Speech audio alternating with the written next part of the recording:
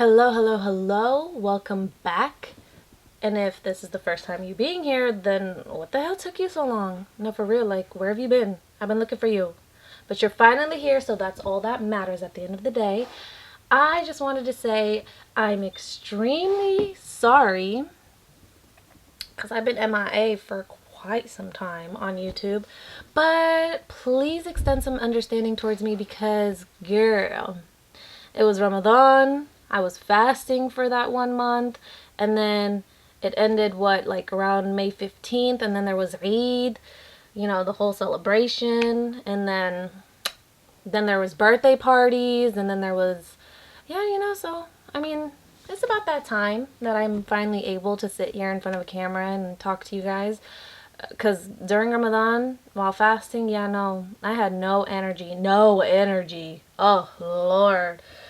Whew, it was tough, but I got through it. I hope all of you guys had a wonderful holiday. If you are Muslim, if you're not Muslim, then disregard that last statement, I guess. But today is going to be a treat because, let's see, first of all, hold on, before we hop into anything, let me just tell you guys what I've been doing while I've been gone. So I have been watching Cruel Summer, which is new. I believe it's on Freeform and it's on Hulu the next day. The new episodes always upload on Wednesdays. And I have just been so obsessed with this show because it's finally a show that is representing victims and what victims really go through on in a real-time, real-life basis. The fact that, it is so easy to call a victim a liar, so easy to gaslight them because they're already doubting their own instincts, that it makes it that much easier for somebody to just start attacking them. I'm gonna get into all of that in a second, but besides that, what else have I been doing? I've been on Instagram advocating for the Philistine, all of that injustice that's going on over there with Israel. So if you guys don't follow me on IG, you probably should. I mean, you could if you want to. I share Egyptian world news.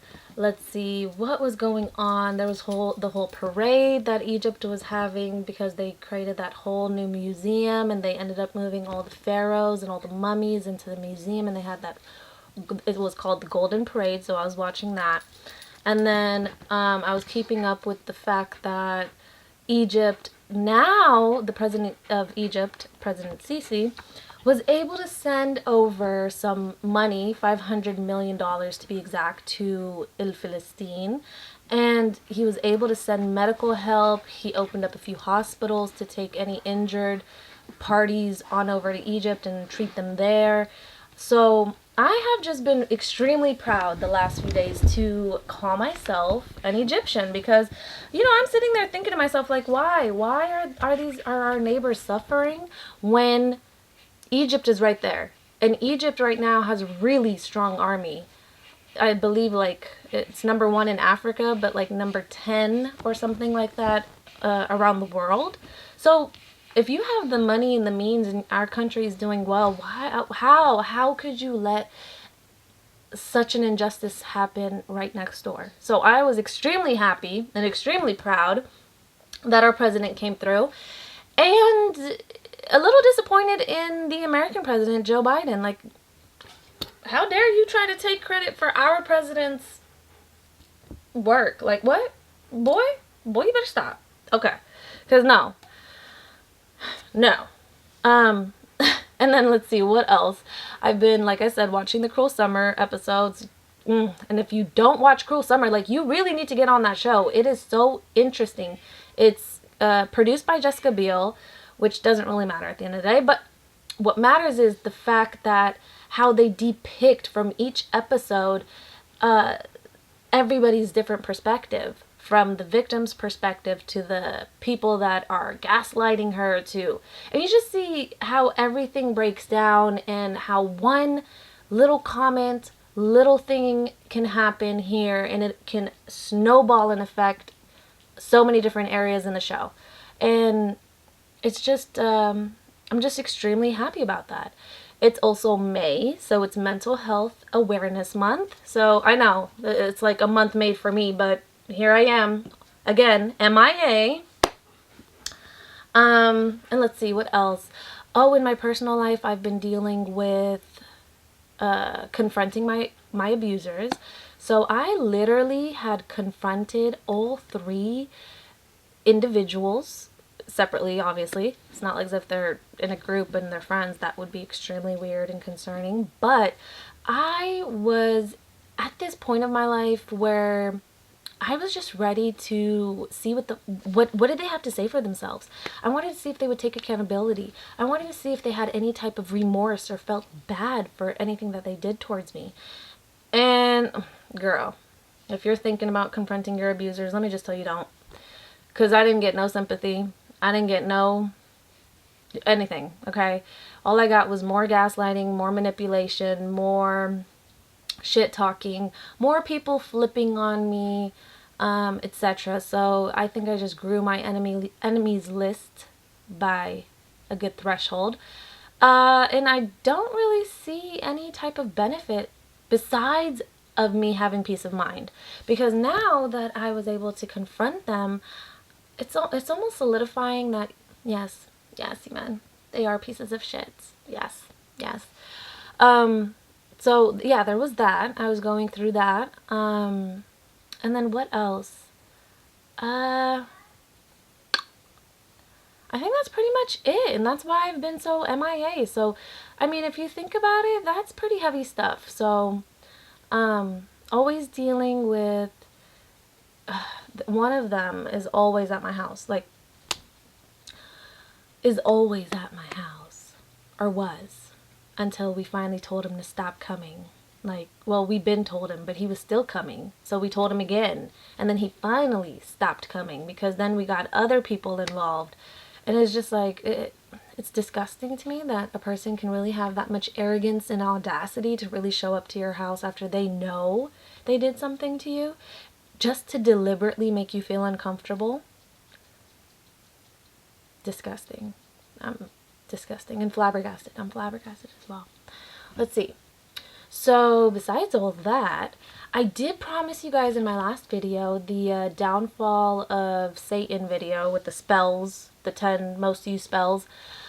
I did mention that I was going to finally tell you guys about my 5150 story, and this is what this video is going to be all about today. And the 5150 story is funny. It's also going to be triggering for some folks. I just want to make that very clear. We are going to be talking about some pretty heavy topics in this video, so if your heart and your mental can't handle it, click off the video now and just save yourself, because we're going to get into it. Like, into it. We're going to dive deep. We're going to go in there. You know what I mean? So, yeah, let's see. So where do I begin? I guess I could think about the time arrow, or what time was what? You hear something outside? You okay? Relax, leave it. Relax, leave it. Relax, leave it. Okay. You okay? Relax. You want to go? Hold on, let me let her out of the room.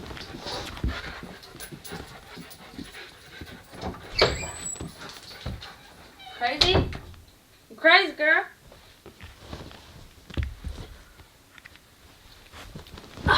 Okay.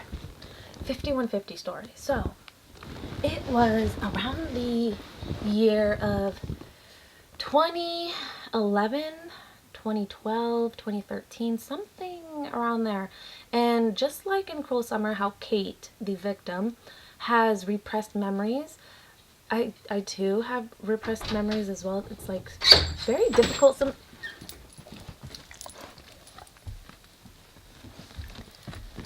My dogs just let themselves back in. Hold on, let me close the door. What are you doing? Stop opening the door. Come in. Come in. Come in. Okay, well then don't open the door. You coming in? Okay.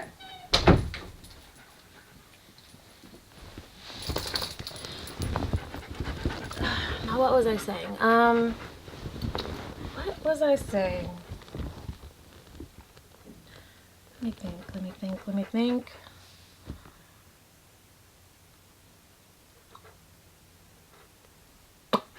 What was I saying? Why is my memory so bad?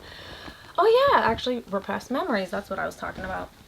So, I don't know, a lot of details from those years I don't really remember, to be honest. Like, it took me the longest time to remember around what years did it all occur in, because I went through so much trauma that I really blocked out an entire segment of my life, which was about 10 to 15 years of it.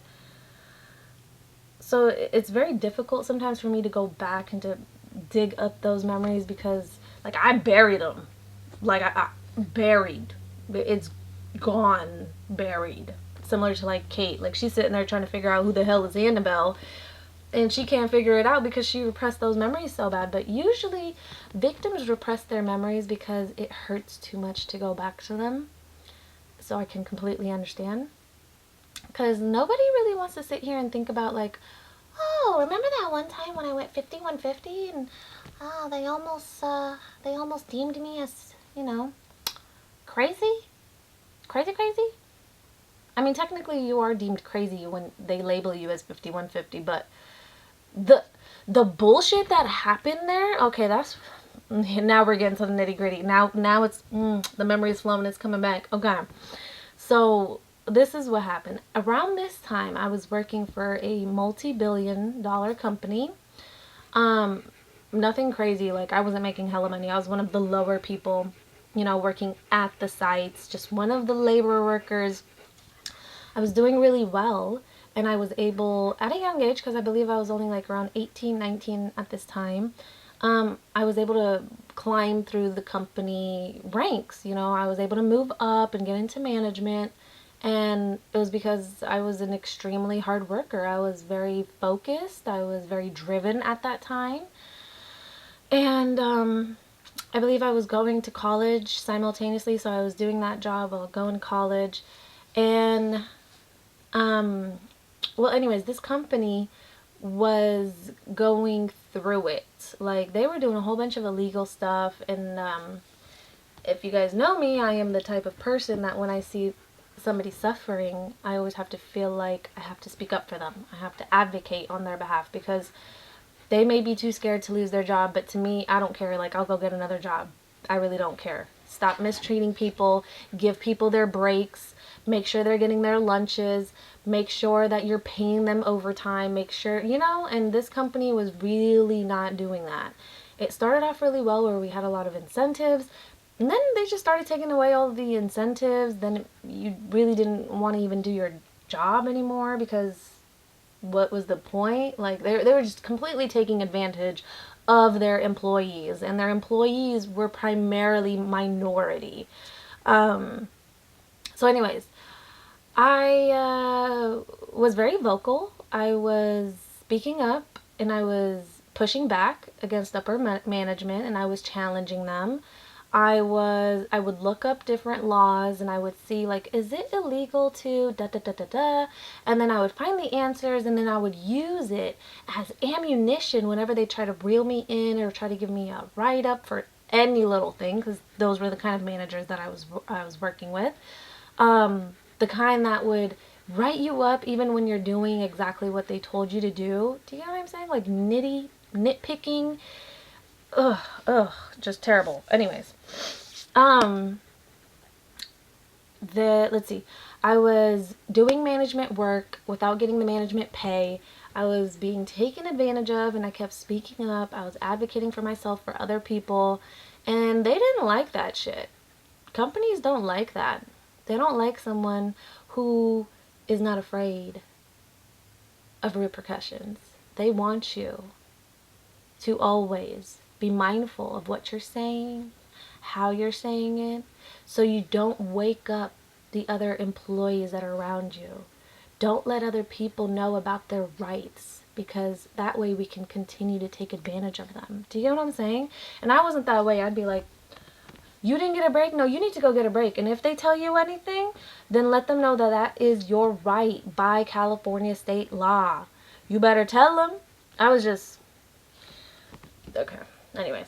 And I was a little bit more ratchet back then. I'm not going to lie. I was young. I was dumb. I was... I was... Yeah. Yeah. I remember that, Iman. No... I was fearless around that time. Fearless. Fearless. Fearless, yeah. I would get threats from customers there because you would get all kinds of different customers from the richest of the rich. It was just that type of store. You would get the richest of the rich and you would get the homeless people and everyone in between. So you would run into a whole bunch of racist people. You would run into a whole bunch of cool people. You would literally find every single kind of character at this store. And let's see, I have been threatened before. A person has came back and when I was by myself and circled the store before, shooting off a gun, trying to intimidate and scare me. Which it worked because, girl, I locked them doors up so quick and called the cops like, I ain't about to die for this job. No, no, no, no, no. No, ma'am. No, ma'am. I'm like, you want the cash register? You want everything inside of it? You want everything inside the store? Do you want it in paper or plastic? Because at this point, I really don't care. They don't pay me that much to sacrifice my life for this job. Oh, no. Anyways. Not only that, but there were several managers who were just so comfortable in taking credit for your work. So I would do something and then my manager would take the credit for it. Like, yeah, I implemented this new organizational system. And then they would treat me like shit. So that was taking a toll on me mentally. At this time, I was also estranged from my I was also estranged. I think it's estranged because I don't know why I'm trying to put the N in there. Yeah. Estranged from my family. I was going through it. I believe, this was at the beginning of it all where I was finally first speaking up about my trauma, what occurred to me in Egypt with my uncle. Oh, excuse me. What occurred in Egypt with my uncle to what happened when I came back with the guy that I was quote unquote engaged to, which by the way I seen recently. And that is how I got my necklace back. This fool stole my necklace. Let me get closer. This necklace. Literally, sorry, let me refocus. Okay. Literally wearing my necklace 10 years after the fact. And when I was asking for my necklace back then, I was like, where's my gold necklace? You stole it from me. Give it back to me. Oh, no, but the fool went MIA. The fool could not be found anywhere. And then he was trying to tell me that he lost it. And then I find him on IG because, yo, girl is a mini detective over here. So I find him on IG and I'm like, oh, this guy. And I'm looking at his stories. And I really see him wearing my necklace on a thicker chain years ago. And then I'm just like, is he wearing my shit like a trophy? Is that what's going on here? Because that's what it felt like. And when he had the audacity to message me being like, oh, hey, how have you been? It's so good to see you. I was just wondering, like, what happened about you? Boy, ooh. If I didn't come for him, his mama, and every single other person under the sun in that conversation, I came for him. I was like, where's my necklace? I know you kept it as a trophy. You're a manipulative, narcissistic, abusive individual. He sat there and tried to, like, lie on his age. Because at that time, I was 16. He was, I swear, he was around, like, 22, 21, 22, 23, something like that. And I remember telling my family about him, which wasn't too bad because, again, we weren't having any physical relationship at this time. I was very adamant about staying, saving myself for marriage, etc. I was very much so into that, very protective over myself and my energy. And yeah, so I'm getting off on a tangent here. Hold on. I guess that's another story for another time. Let me not go there. The point is, though, I was dealing with all of that. All of those scenarios were bubbling, and I ended up moving out. I moved out on my own, and I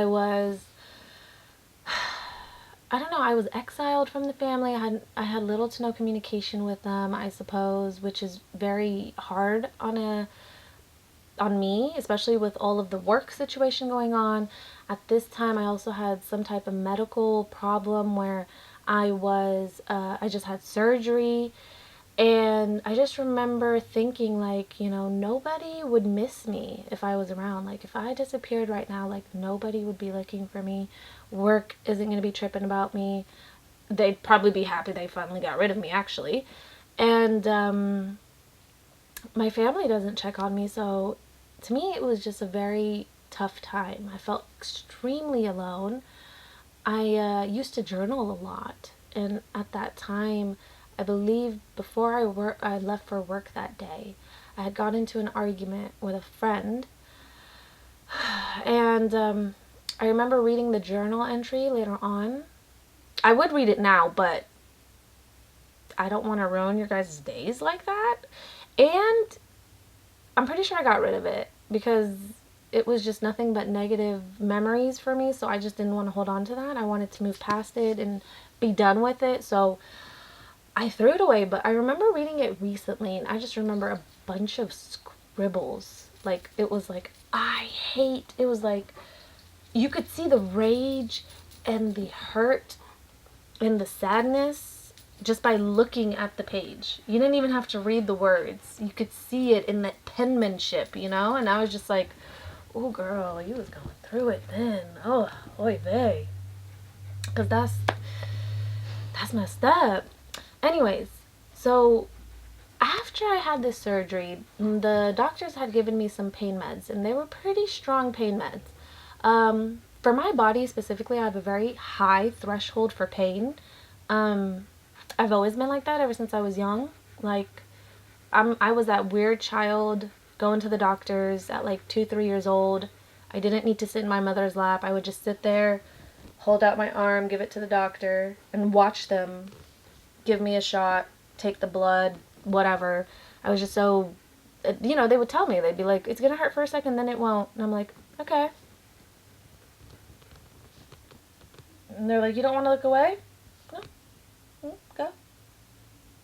Like, I don't know, maybe something's not wired right in my brain, but I have a very, very high threshold for for pain.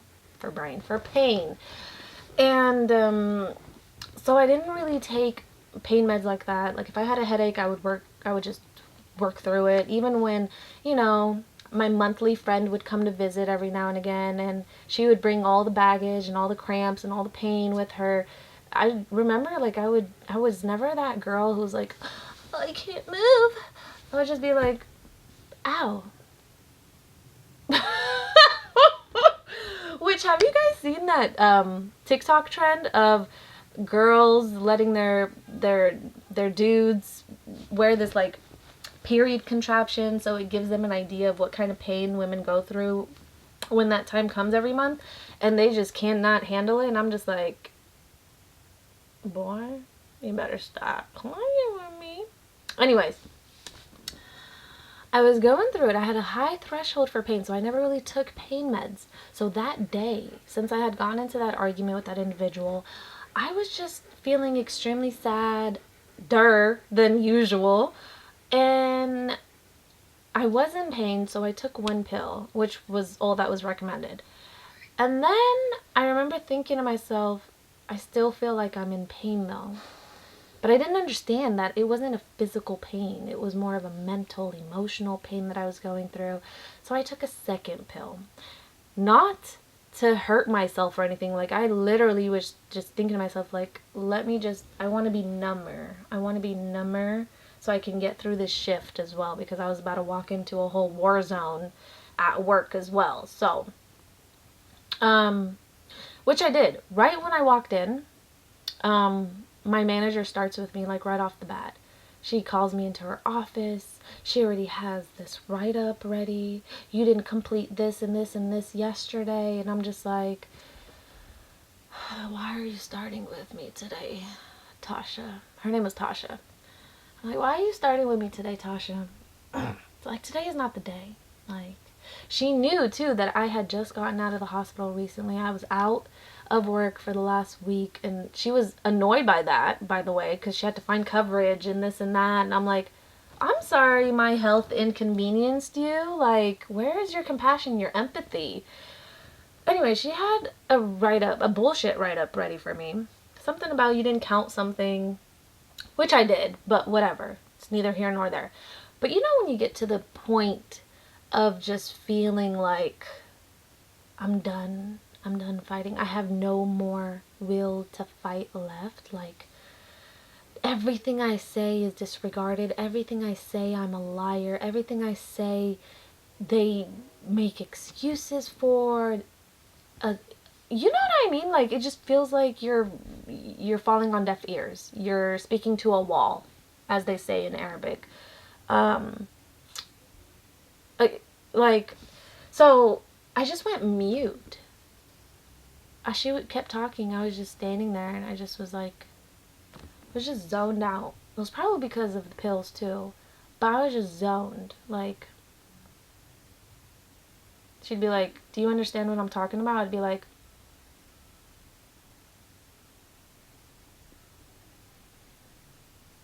come on.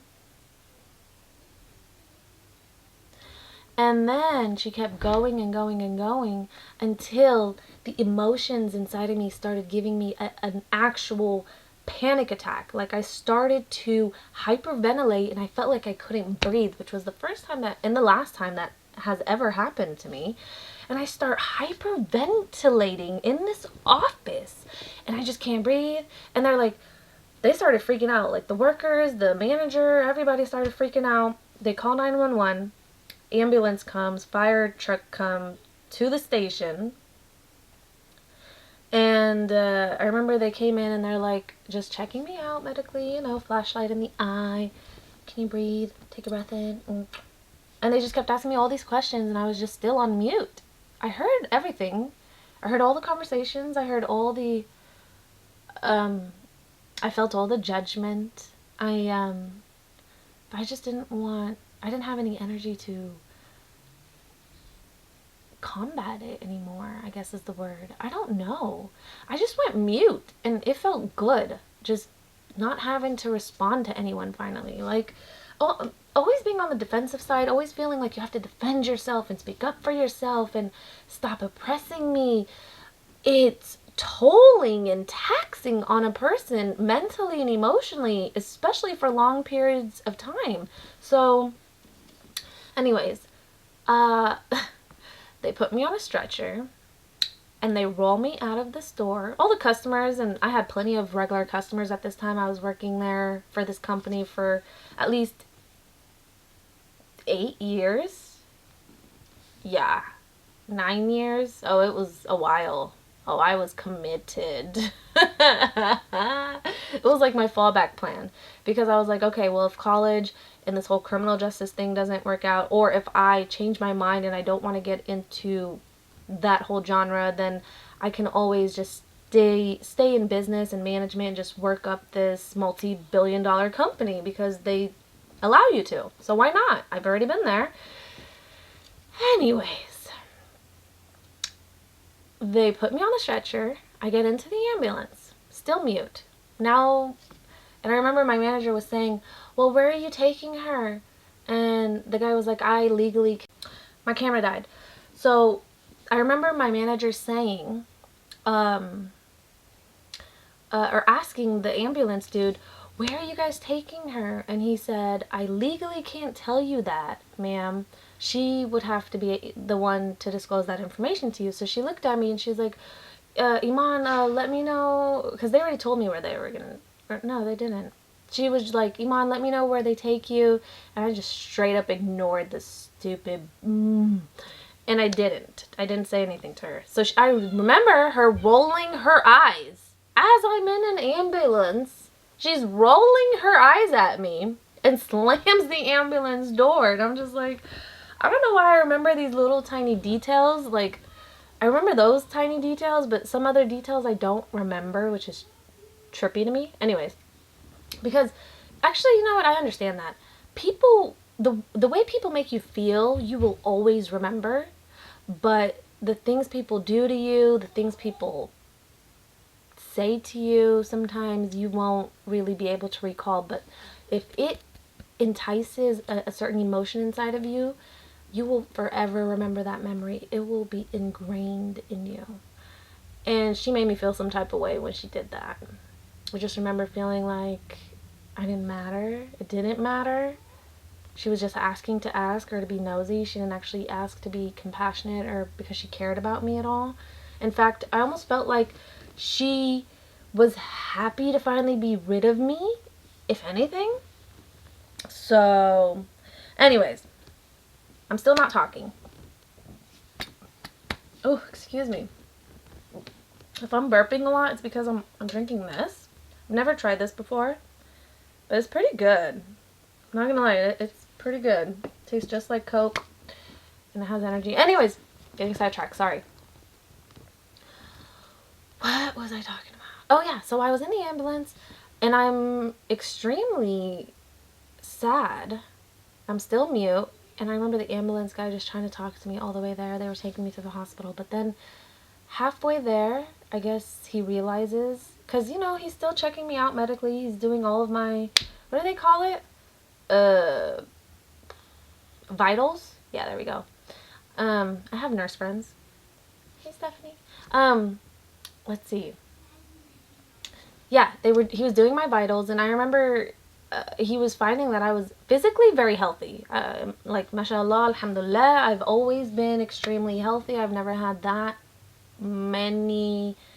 big or concerning health problems. Alhamdulillah, alhamdulillah. Please don't jinx me. Because I'm getting old now. Let's see. So he started to realize, like, okay, I think this girl needs mental help. She's not physically hurt. She's emotionally and mentally hurt. So he starts to talk to me in the ambulance. I really don't think where we're going to take you right now is going to be able to help you. So what I suggest is that we take you over to, I said the area, I don't want to say it because there's weirdos on the internet, I guess. We're going to take you over here. He was referring to the mental hospital. And I feel like they'd be able to take care of you better there. You'll find people who can talk to you, etc. And everything he was saying, I honestly couldn't care. I'm like, take me wherever. You already took me away from hell, so thank you. That's all I wanted. I just wanted to get the hell up out of there. So I was like, take me anywhere. I do not care at this point. I have nothing to lose. Literally, I lost my family. I lost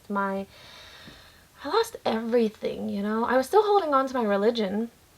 Don't get me wrong, but it's very easy for a victim to blame themselves and for them to, like, okay, it's one thing for other people to victim blame, but what other people don't understand is that victims blame themselves the most, like more than you can ever do to them. So for you to add on to that is not beneficial nor helpful because they're already beating themselves up. I was my worst enemy during those years. I hated myself. I hated the decisions I made.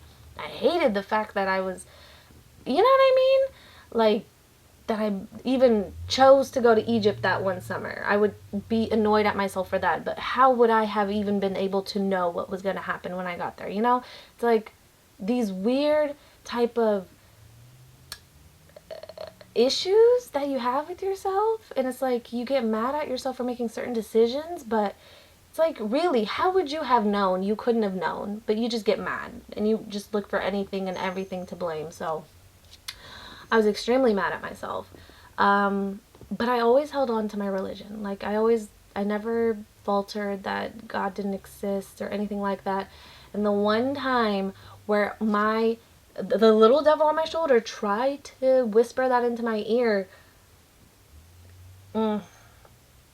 that's a different story for another time. But there was one time, and I had an immediate sign straight from God in that very moment that I even allowed my brain to say, it would be easier if there... And then, bam, sign happened. And I was just like, oh my God, what was I thinking just now? Like, Auzu billahi minash shaitanir rajim, bismillah. No, ma'am. The devil is real and he's trying to drag me to hell with him. Oh no, Lord. I already been through it over here. I already been experiencing hell on earth, so no. That's not for me. You can go on your own by yourself. Don't take me with you. But he pretty much got me to the point where I was already ready to accept whatever I was about to get myself into. So when he finally pulled up to the mental hospital, it's the county one too. So the county one houses all kinds of crazy. Homeless crazy. Drug addict crazy. Just crazy. I've seen it all. I was scared. Oh yeah. So I get there and they let me out. I'm still in my work uniform, by the way, which was super baggy on me because at that time, like I said, I was really skinny and they didn't believe in small skinny people for that company apparently. So everything was like literally, you know, the style right now, like the Billie Eilish style, which by the way, I'm not saying I'm a Billie Eilish fan, I'm just saying her style, the bagginess of it all. Yes, that's how the clothes looked on me at that time. So I was super baggy, and I liked it because I felt like, you know, covered. And, why am I telling you guys about my baggy clothes? I think it's just me. When I say random details like that have nothing to do with this story, it's me procrastinating to get to the juicy parts, because for me, for what you guys would consider juicy, it would be the painful parts for me, you know what I'm saying? So it's like my brain, I'm like still preparing my brain to get there. Okay. Whew. All right, we're going there. Okay. Because as I'm telling the story, the picture in my head, I'm reliving it, you know? So sometimes I just need a break before I tell you the next part. I don't know. It's like I gotta break it down into segments. I can't be all serious from beginning to end because I would probably just sit here and bawl my freaking eyes out, and I'm not trying to do that. So, okay. Bear with me. We're gonna get there. Okay. We get there, and they have me sit in this like plain hallway. I remember there was a lot of glass doors, so I was able to see into the other area, but at this time I was so focused on what was going on with me, I didn't really pay attention to my surroundings. I didn't notice that there were a whole bunch of people on the other side of that door that were just casing and walking around and, you know, and pacing, and I didn't really understand. Anyways, they take me to this room, they examine me, they literally have me undressed, and they see whether or not I have any weapons on me. I didn't. Oh no, I did. I had a box knife cutter, but it was for work. It wasn't like as if I was just walking around cutting people with box knives. So they took that, and they just made sure that I didn't have anything else on me that I guess could have hurt them or others. Or myself, I suppose. But to my surprise, they didn't give me a change of clothing. They just had me put on my work uniform again. So the entire time that I was held, which was 72 hours, I was wearing the same work uniform from beginning to end. Ugh, so nasty. Ew. And I just remember feeling disgusting. I remember feeling like I really wanted to shower. Anyways, we're gonna get into that later. Anyways, point is, they released me out of that room. Now I'm waiting.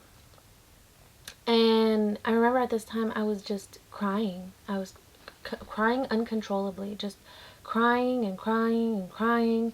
And I had no idea why I was crying, but I was just crying. I just felt like I couldn't take it anymore. Like everything that I was bottling up, everything that was, like my cup was completely overfilling. It was full. Like I had no more room for anything in my cup of life. I was just done. I was just crying and crying and crying. Like that ugly cry too, the oh god, okay. Yeah, I just remember ugly crying a lot. Like I had nothing. Like Kim Kardashian has nothing on me when it comes to the ugly cry around that time. No, no, no. Because I was going in. Okay. They had me sign some papers. And they told me, oh, we can't treat you unless you sign these papers.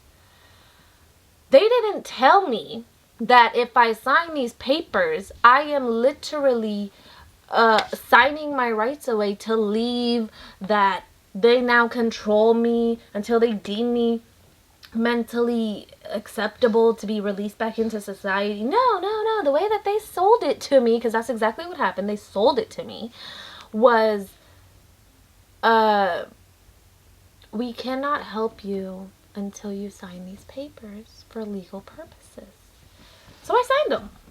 Because again, at this time, I did not care what was going to happen. I did not care, okay? I just wanted to get away from everything. And, yeah, so I signed my life away. Sure did. Still unknowingly. Like, it didn't sink in yet, like what I just did. Then, they had me wait in a separate area than the other people because they haven't diagnosed me yet. I haven't been seen by any therapists yet. They don't actually know what's going on with me. So they need to figure out, are we keeping her or are we releasing her? Which I was unaware of at that time. So when they finally said it was my turn, first of all, it's a small room. The couch was similar to this. It was against the wall. The door was being blocked by 3 different therapists. Okay? So it's already an intimidating environment. I already feel like I'm trapped. I have 3 people, which they do this in interrogation rooms as well. That's why the police officer will sit in between the door and the suspect, because they want you to make you feel uncomfortable. But that makes sense for an interrogation room. Why are they giving me that same feeling when I'm going to a psych ward, when I'm going to a mental health facility? Why are you guys making people feel uncomfortable deliberately? You already see that I'm upset, so why? I didn't understand that, and in hindsight, I understood why I was feeling so comfortable. I remember I was sitting on the couch, and I was sitting similarly to, like I was just like, hugging my legs, like I felt so scared and uncomfortable, and I was unsure of what was going to happen next. I didn't know exactly where I was at. I was oblivious to everything, but I just remember I was crying. I was just crying and crying. And they would try to get my attention. They're like, hey. And they would say random things, such as, do you feel sad? And I was like, yeah, I do. Obviously, you're such a genius. What a great therapist you are. You can't see these tears running down my face? Yes, I feel sad. And then they slowly started to get me out of my mute phase, because at this point I still didn't say anything to anybody. But when I got into that room, I just started crying my freaking eyes out, and I started panicking. And I started to finally open up, because somebody was finally asking, like, why do you feel so sad? What's going on? And I started to tell them, and they were like, oh. And I almost felt like I was being heard.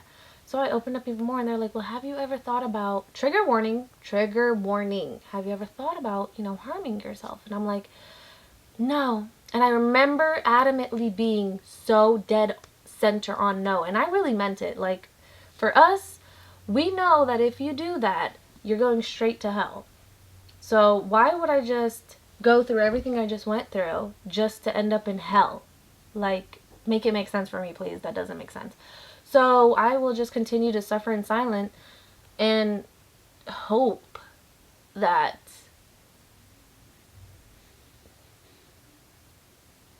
I'm trying to figure out how to say this without sounding, I would just hope that God would make my time here on earth a lot shorter. Like, you know how most people will pray for a long life and a healthy life? I'd be like, oh God, please just take me now. Like, I'm so done. I'm so tired. I'm tired. I can't go on anymore. I don't know what to do. I feel alone. I feel lost. I feel helpless. I feel like I don't matter. So just please make this feeling go away. So I wasn't that word. I never thought about hurting myself. Well, no, okay. Like, the ideas would come to mind, yes. But I would always dismiss them, like, dead them right then and there. Like, no. Plus, I would never be able to. Girl, I could barely do my own eyebrows, let alone to actually do something hurtful to myself. Like, no, I love me a little too much, okay? No. So, and I remember explicitly expressing that to these therapists. Like, I would never, I have a very strong belief in God. I'm God-fearing, and it's against my religion. I would never, but, and I told him, it was the but that made them, I guess, reconsider of releasing me. They were like, well, because I said, but I do wish that, like, sometimes I wasn't here. I do wish that sometimes, like, I wasn't born. Like, I do wish sometimes that I could disappear. But no, like, I never, does that make sense to anybody? So obviously, if I'm the therapist in that scenario, I would think to myself, like, no, this girl isn't self-harming, but she's extremely sad.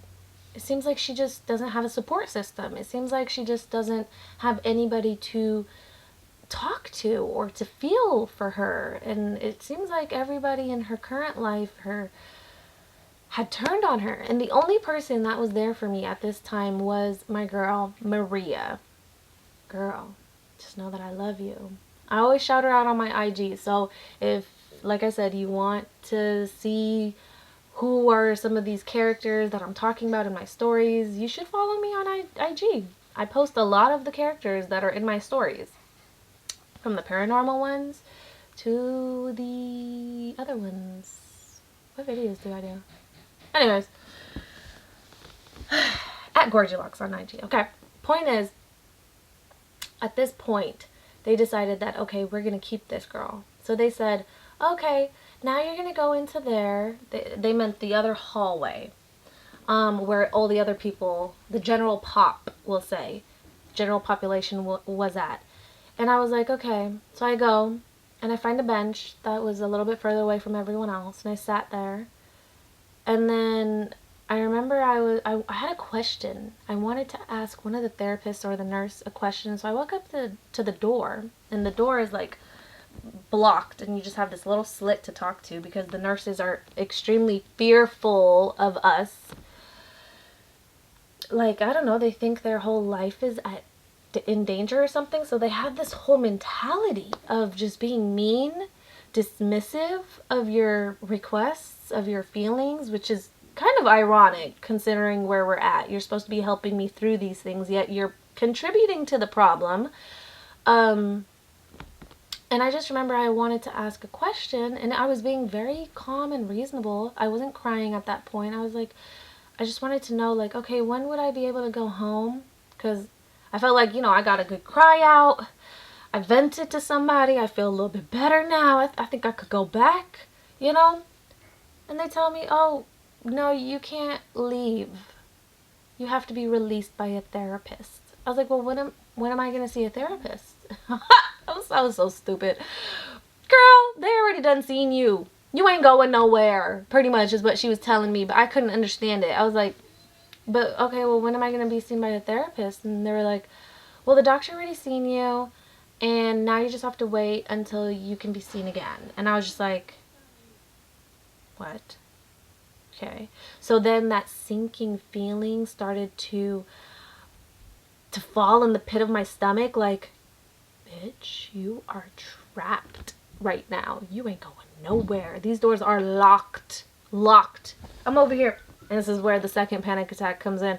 The feeling of being trapped is on a whole nother level. Now I understand how criminals feel when they hit that jail cell and them doors close behind them. Oh, girl. Ooh.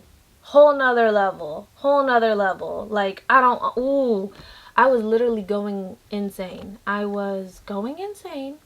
And I remember screaming. This is where the crazy started to come out. Because, yeah, now I felt crazy. Now, I was telling them, I was like, I didn't sign my life. And they were like, no, you signed when you first walked. And I was having this whole argument with them. And I was like, no, I didn't know what I was signing. You guys tricked me. And that feeling of being tricked and bamboozled for your life and your freedom. Oh, it's a whole nother level. So, girl, yeah, I went a little bit bizarre. I was like, oh, okay, you guys want me to be crazy. Well, let me give you something crazy to talk about. That and the panic set in, so I just started banging on the doors, pulling on knobs. I started to, I was running and just, like a mouse or a rat who's caged. Have you ever seen their initial response, like figuring out that they are trapped? It's a scary feeling. Anyways. But right before that happened, there was this black lady, and she was having a whole fit and tantrum. That's what sparked me wanting to go and ask, like, when can I go home? I'm starting to feel better, because I started to realize, like, there are actually crazy people around me. Like, I wouldn't say crazy, I would say unstable. Like, she was angry and mad, and she was threatening to hurt people. And if you were looking at her, she'd be like, don't fucking look at me, or I'm a... You know what I mean? And I'm just like, oh, Lord, when can I go home? And then I realized that I was trapped too. And I was like, oh, girl, I'm with you. Let's break this shit. Let's do it. Crazy. I was crazy. Okay. Anyways, so I'm running around. Anyways, I seen them sedate her. So that let me know, like, okay, there are consequences here. Okay, let me reel it in. I remember just sitting there, like, minding my own business, like, no, this ain't gonna happen. I'm recording. Oh, oops. What? Would you want to help build my bed frame? Because it came. Sure, but let me finish my video. Oh, I thought you were talking on the phone with someone. Nope, just talking to my YouTube. My YouTube peeps. Alright. I'll come help after. Can we go get a mattress from... Oh my god, are you really... Can you wait until I'm done recording? Okay, sorry. You're really gonna have a whole conversation with me? I mean... Alright. What was I saying now? Lost my train of thought. Oh yeah. So I seen them sedate her.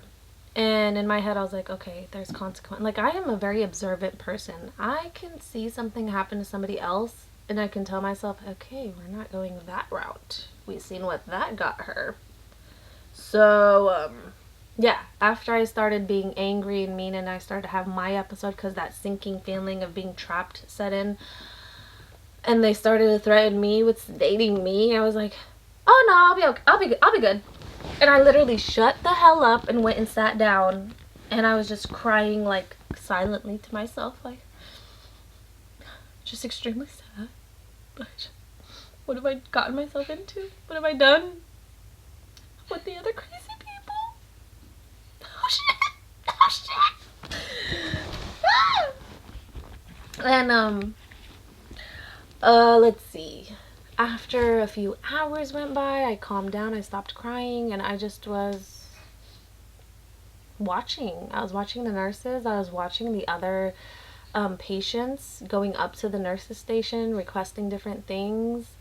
um there was this one guy, I swear I will never forget this man. He was smart crazy, like too smart for his own good type of crazy, like the paranoid kind, like the government is watching me, is following me type of guy. So he sat down next to me. He was a gentleman, a white gentleman in his mid 30s. He was a little bit on the bigger side, and he had these crystal blue eyes. And I remember he had approached me, and he was like, "Hey." I was like, "Hey." And he was the first like actual conversation I had that was normal ish, kind of. While there, like nobody else really spoke to me, not a lot of other patients. um Everybody was too, you know, encompassed in their own issues and drama to even really like realize that there were other people there as well. And at this area, this hospital, they just hold you until they find like an actual mental health facility, rehab center that has an open bed or space so they can send you there. So it's kind of like where everybody can be found, like I said, like they're, oh, excuse me, man. You could find everybody from real crazy to, oh my god. Okay. You could find everybody from real crazy to normal crazy, you know? So I just remember he was coming to sit next to me, but he went up to the nurse's station and he literally got into a whole argument with the nurse because she had made him a lean cuisine, right? You know, those box dinner TV thingies that honestly you eat one and you're not even full. You're like, this wasn't even an adequate meal. Like I could eat two. Um, he took the box up to the nurse's station, and I guess he was bored. He's a very, very smart man. Like when I started to really have a conversation with him, I realized that he was extremely intelligent and he was bored. So he went on over there to mess with the nurses, talking about, I need, he's like, can I have another lean cuisine? And they're telling him, no, you already have one, it's right there. And he's like, yes, but the box states that it has only 1,500 calories. No, it has only this many calories, and I need minimum 1,500 calories per day. This is not going to fill me up. And he's just going back and forth with this lady, and I'm just watching like, who is going to win this? Like, is she going to give him a second one? Is he going to, like, what's going on? Because his rationing and his reasoning just made, it was just hilarious to me. I'm like, who is really out here counting calories? Like, okay. What? So it actually like legitimately made me laugh out loud. And he noticed I laughed. So, by the way, he won that argument. She ended up giving him another lean cuisine, like a win for the small people. And he starts, so he asks me like, well, how did you get in there? You seem really normal. And I was like, yeah, I was just really sad. And I was like, I had a whole bunch of bullshit going on in my life, this and that. And I was telling him, and I was like, why are you here? He was like, because there was the government. The government's following me, and they're tapping my phone. So I called this, he said some senator or some governor or some really high person in politics or something at the time. And he said that he was leaving him voicemails. And he was doing some like legit crazy stuff, okay? He was leaving voicemails. He was, I'm trying to remember, like, he was just so, he was just a whole ass character. He was an anime character, okay? Do you guys watch anime? I love anime. By the way, Sailor Moon movie is coming out on Netflix. I am so excited. That is my childhood. I love Sailor Moon. I love him. I want more of it. And I've been asking and wondering why there isn't new episodes of Sailor Moon or a new movie or anything, and it's finally happening, you guys. It is finally yes, it is finally happening. And I'm so sorry about the lighting in here. The sun is, it moved to the other side of the house, so y'all don't need to see my face anyways. It's not that cute. Anyways, point is, let's see here. He was a character. I absolutely adored that guy. Anyways, I ended up, because I'm the type of person who doesn't feel comfortable anywhere, so I'm very like, and I just went through like my trauma, so yeah, and especially when my trauma happened while I was asleep, the first one, I have a problem with sleeping around a group of people, especially strangers, especially since my trauma happened to me by someone that I actually trusted and knew. So for me to be comfortable to sleep around strangers, oh, it's not happening, baby boo. No, no, no. You can give me once, but you ain't gonna give me twice, okay? So yeah, I was just super paranoid. I remember it was like 2, 3 in the morning at this time, but at the time that I left from work, it was like around 2 p.m. So it's been 12 hours already, and I'm at this facility waiting for a bed to open up somewhere so they could send me there, because I kept asking them, like, what are we waiting for? What am I waiting for? I don't understand. And yeah, so I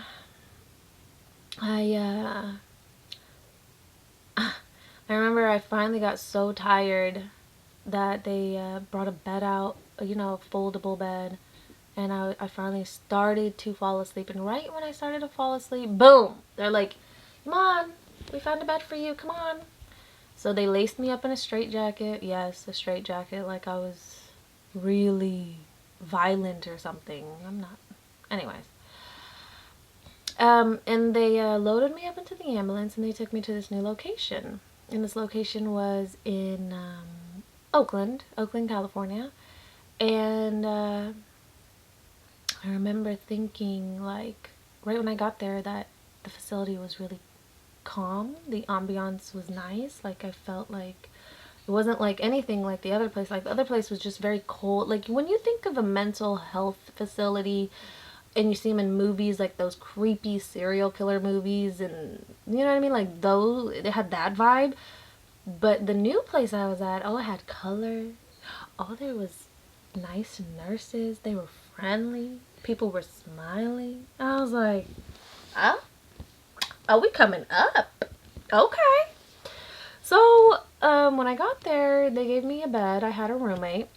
And at this facility, I did have a shower available, and they did give me a change of clothes to get into. But I was, due to all my past trauma, I was the type of person that, like, I would sit in my own, like, filth so other people wouldn't attack me. You know what I mean? Like, it's a deterrence. If you smell nasty, people won't think you're attractive. People won't want to do things to you. So I, like, and I'm the type of person, like, I'm only gonna shower if I'm at my house. If I'm at someone, that's why I don't go to people's houses like that or spend the night out of my house, because I already know myself. Like, I'm extremely uncomfortable to undress in other people's homes. I like to feel safe in my environment, and yeah, no. No, no, no. You ain't about to get me. Okay. Ain't no dropping the soap over here, okay?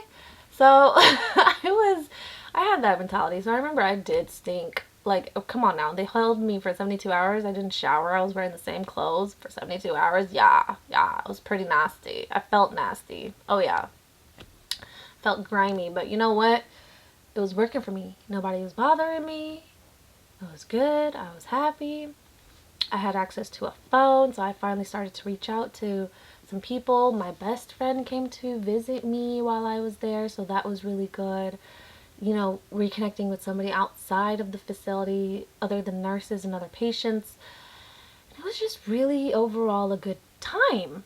Now while I was there, this is the facility where they started to put you into group therapy sessions. They started to have one-on-one therapy sessions, trying to figure out, where you are at mentally. And I remember the group therapy sessions, I was really normal in them, especially compared to other people. Like, they would give us these little projects, these little assignments to do. And I was always that type of student that I like to be the best at everything. So I enjoyed it. I thrived off of it. I was like, yeah, I can do this. Yes, let's do it. Yeah, this is what my family means to me. It's so annoying. Anyways, so I seemed extremely normal compared to other people, which probably in hindsight meant that I had a lot of issues because I was hiding it really well. I would be the type of individual you really wouldn't be able to tell if I was going through something. I was always smiling, I was always kind, and I was always happy. And when I'd see other people upset or feeling some type of way, I would always, sit there and talk to them and be like, hey, how are you feeling? I don't know why. Focusing on other people's problems was the easiest way to avoid mine. So, I was doing a whole bunch of that. And I realized that I'm a very observant person. So once I figure out what a doctor wants to hear, I will tell it to them so I can get the hell up out of there. Especially if I'm not trying to deal with those issues right then and there. If I wasn't ready to come into terms to face them, oh yeah, girl, I was A1 when it came to catting off. Oh yeah. I knew the magic words to get out of every situation. Oh yes, ma'am, I sure did. Because my therapy sessions, I remember that they weren't even really trying to really get to know me. Because as a good therapist, like in Cruel Summer, Kate's therapist, I love her. I love her. She's telling her, oh, that is how grooming happens. That is how it was not your fault. Like, predators do these different types of things. And she provided understanding for Kate. Versus me with these therapists, they were just like, well, we could put you on this regimen, this sedative. They were just trying to feed me pills and feed me medication. And I remember seeing in the group therapy sessions, like, I'm looking around and I'm like, I see the people on medications and they look like zombies, like legit zombies. They are just zoned out, looking straight ahead. You're trying to get their attention. You're trying to talk to them. You ask them a question. No response. Like, I guess that's what I was doing in the beginning when they first took me, but it was a whole different level. Like, at least, like, I would look at them at least, as they're talking to me to let them know that I'm paying attention to what they're saying, but I wouldn't respond back. These people I'm right here talking to them, nothing, and they're just straight ahead. They're walking. Even their walk was creepy. Like, there was no bounce to it. It was just like zombies. Zombies. I remember just feeling like I had a bunch of zombies walking around me. And they weren't actually getting any type of help. They were just sedated so they didn't have to be dealt with. And I hated that. And I hated how every single time they try to get me in a therapy session, they try to shove pills down my throat. And I adamantly kept saying no. I adamantly kept refusing. Like, it ain't happening, Billy. You can sell your little and I ain't taking that. Because I was a very much a type of person who understood what kind of power your brain has. Your brain can do a whole bunch of different things. Again, I had a high tolerance for pain, so I wasn't the type to just take a pill and just cover it all up. Like, no, I let myself feel the pain. I let myself work through it, I let myself build that tolerance to it. So that way, if it happens again, it wouldn't be as bad. You get what I'm saying? My logic? I don't know. Anyways, which I did not like. The whole shoving pills down your throat mentality that they have in those places is disgusting to me. Um, Mind you, a lot of those pills cause you to be more depressed, cause you to be more disconnected, cause you to be more out of tune with life and out of tune with your emotions and out of tune with your environment. And I did not like that. I like to be aware. I like to be vigilant. Like I said, I'm a very observant individual. I'm a people watcher, so I watch what other people do, how they react. I watch their facial expressions, their body language. And this was before I was getting on YouTube and like looking up body language analysis and different stuff like that and psychology. I was just naturally doing it. I would just notice how people react in certain scenarios, and I don't know. It just came naturally to me. And yeah, I remember as each day passed, I just wanted to get the heck up out of there. Because as each day passed, I felt more normal and more normal and more normal. Meanwhile, I kept seeing more crazy and more crazy and more crazy around me. So, and in the therapy sessions, I wasn't really being provided any type of help or support. Again, they would just be like, do you want these pills? No? Okay. Are you thinking about hurting yourself? No? Okay. And that was it. Like,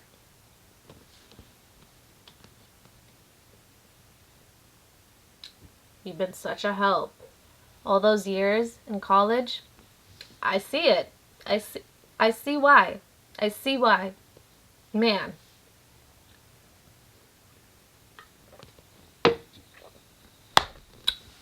So yeah. That's the one thing that I wish would change, is that people who get into those positions would have more compassion and empathy and try to be more understanding of victims. Because I assure you, every single one of those victims had some type of trauma. And some of them were able to deal with it, and some of them wanted to forget and be zombies. Like, they chose that zombie life. But me, no, I wanted to understand it. My brain was always constantly working, like, why? Why did this happen? How did I get there? What happened before then? Oh my God, that happened. Why did I make that decision instead of this decision? If I had just made that decision differently, that would have never happened. And that is called shadow work, inner reflection. And if you are able to sit there with yourself and really dissect the cause and effects of different decisions you made in your life, you will understand where you went wrong and where you went right, what you should do again and what you should never do again. And that's what I did on my own, because I was just super analytical. In my head, I wanted to understand so bad. I really did, because as a younger kid, I felt like I could see clearly what my path was. And then when those two wrenches were thrown in, because my third assault hadn't even happened yet, by the way. The third assault was recent. It was like the last couple of years. But the two first assaults happened when I was younger. So between the ages of 16 to 22, 23. Okay?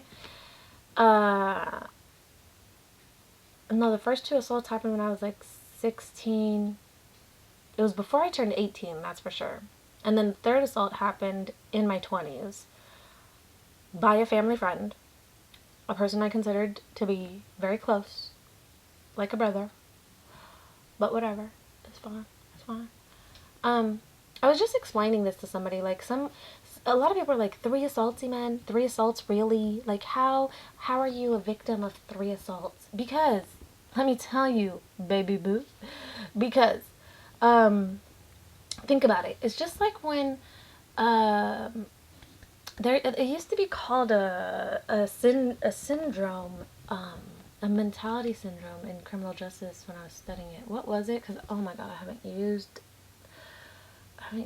my degree, so I don't remember. It's been years. It was broken house theory, something like that, where if a person goes to a certain environment or a certain neighborhood and they see that there's spray paint graffiti all over the place, there's broken glass, there's broken windows, it's not well maintained, they just contribute to the problem. They further defame and break things in that community. Versus if you go to a very well-maintained, upkept community, you're going to see less crime.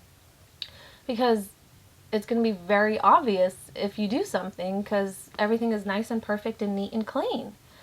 So it's the same mentality. When somebody sees that you are a victim and they have heard about your victimization, and they see that other people have already labeled you as liars because they don't want to believe you, similar to like Kate in Cruel Summer, that people are gaslighting you, that, you know, it's just like when a child sees that a toy is already broken, they're gonna just break it even more, you know?